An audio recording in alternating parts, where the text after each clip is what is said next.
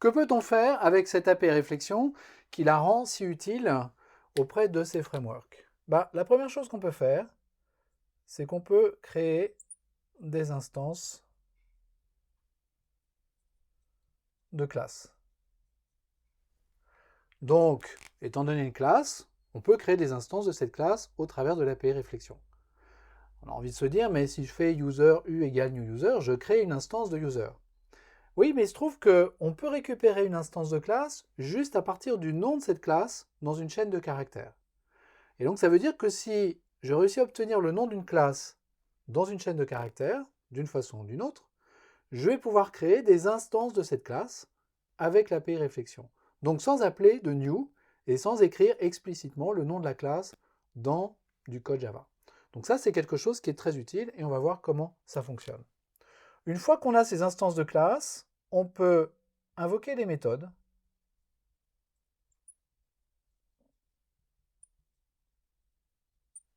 de cette classe, invoquer des méthodes, encore une fois, sans connaître leur nom directement, juste à partir du nom de cette méthode stocké dans une chaîne de caractères.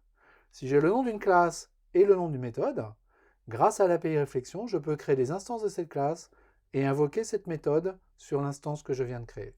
Et encore une fois, on va voir comment ça fonctionne.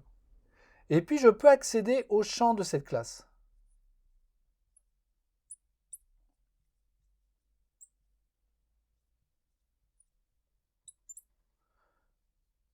Qu'est-ce que ça veut dire accéder au champ de cette classe? Ça veut dire que dès l'instant que je possède un objet, je connais donc sa classe, et dès l'instant que je connais le nom du champ, donc le nom du champ sous forme d'un texte, par exemple le champ nom ou le champ âge, eh bien je peux lire la valeur de ce champ directement, et je peux fixer la valeur de ce champ directement sans passer par les getters et par les setters. Et ça peut marcher même si les champs sont privés.